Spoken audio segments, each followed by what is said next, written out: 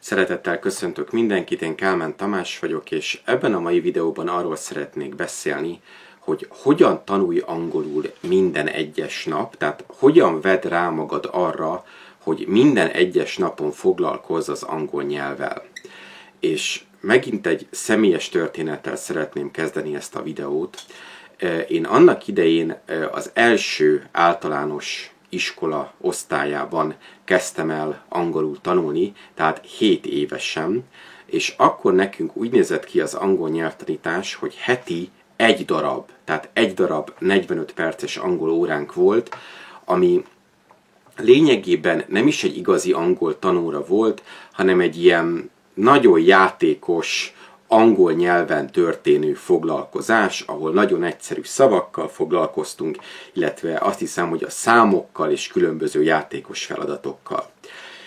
És ez annak kapcsán jutott eszembe, hogy van nekem egy nagyon kedves barátom, akinek az egyik gyermeke most kezdi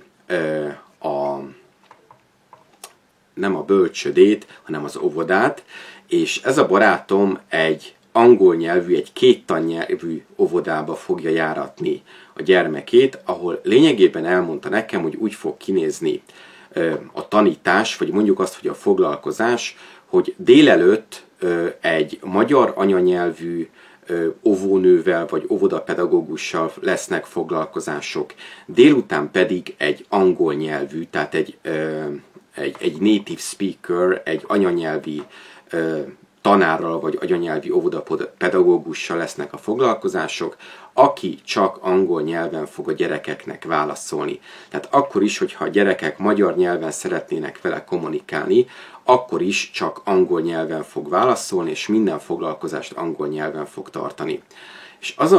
az jutott eszembe ennek kapcsán, hogy ez a kisgyerek ugye 3 éven keresztül lényegében a nap felét egy angol anyanyelvű ember társaságában fogja eltölteni, és minden nap valamilyen angol témát vagy angol tartalmat fog kapni. Tehát mire ő 7 éves lesz, tehát és elkezdi az első általános iskolát, és itt jutott eszembe a saját angol tanulásom, ő olyan előnnyel fogja elkezdeni azt az iskolát, tehát hogyha mi osztályunkba került volna, tudom, ez most csak egy ilyen elméleti játék, akkor hihetetlen és szinte behozhatatlan előnnyel indult volna velünk szemben, aki akkor kezdték az angolt heti 1 órával. És tudom, most lehet, hogy sokan azt mondjátok, hogy persze ez a barátom biztos nagyon gazdag, és ez a magánóvoda biztos nagyon drága, és egy csomó extra foglalkozás milyen sok pénzbe kerül, amit ez az illető ki tud fizetni. De az jutott eszembe ugyanakkor, hogy ma már egy internet előfizetéssel, ami szerintem tulajdonképpen mindenki számára, vagy mondjuk azt, hogy az ország lakosságának túlnyomó többsége számára elérhető, lényegében ingyen, vagy minimális extra költséggel ugyanúgy elérhető ez a napi szintű angol tartalom. És most kezdeném el akkor a videó témáját. Ha nézed rendszeresen a videóimat, akkor tudod, hogy én óriási híve vagyok annak a stratégiának, vagy elképzelésnek, amit úgy lehetne talán egy mondatba összefoglalni, hogy minden nap egy kicsit. Minden nap egy kicsit. Tehát én azt értem ez alatt, hogy ne mondjuk egy héten egyszer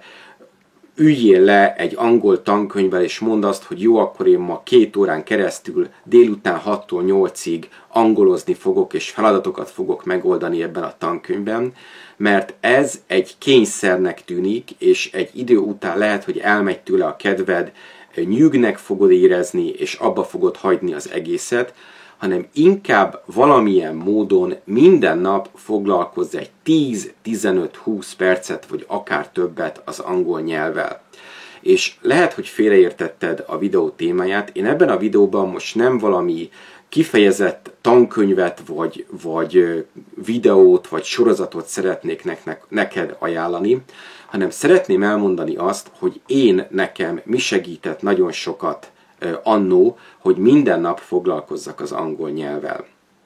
Már többször elmondtam, hogy én borzasztóan szerettem az angol nyelv, a stratégiai számítógépes játékokat, és ezek akkor természetesen csak angol nyelven voltak elérhetőek. A fiatalabb nézőimnek mondom, vagy esetleg azoknak, akik ezzel nem foglalkoztak, hogy ezeket úgy képzeld el mai szemmel a különböző PS4, PS5, Xbox és ilyen játékkonzolok világában. Ezek borzasztóan egyszerű grafikával megáldott játékok voltak, és minden egyes körben, vagy minden egyes lépésben nagyon sok angol nyelvű szöveget kellett elolvasni és értelmezni egy-egy döntés előtt. De engem ez annyira magával ragadott és beszippantott ez az egész számítógépes világ, hogy én lényegében minden nap ott ültem a gép előtt, és ezzel a játékkal, vagy az ilyen jellegű játékokkal játszottam, és közben akarva akaratlanul rengeteg angol szöveget dolgoztam fel, akkor egy angol-magyar szótár segítségével, hiszen akkor ez volt az egyetlen elérhető fordító eszköz, tehát ha egy szó nagyon fontos volt, és nem voltam biztos a jelentésében, vagy egyáltalán nem értettem a jelentését, akkor szépen a billentyűzet mellett ott volt nekem az angol-magyar szótár, és egyszerűen azokat a szavakat, amelyek kellettek a döntéshez, én szépen fellapoztam és kiszótáraztam. De egy idő után ugye ismétlődtek ezek a szakkifejezések, és már szótár nélkül dolgoztam, vagy játszottam ezekkel a játékokkal. Még egyszer, miért mondom el ezt az egészet? Engem senki nem kényszerített arra, tehát se anyukám, se a tanáraim, se senki nem mondta, hogy nekem azzal a számítógépes játékkal kell játszanom, viszont engem annyira érdekelt ez a dolog, hogy megmondom őszintén, alig vártam, hogy az iskola után hazaérjek, és még 1-1,5-2 órát lényegében angolozhassak.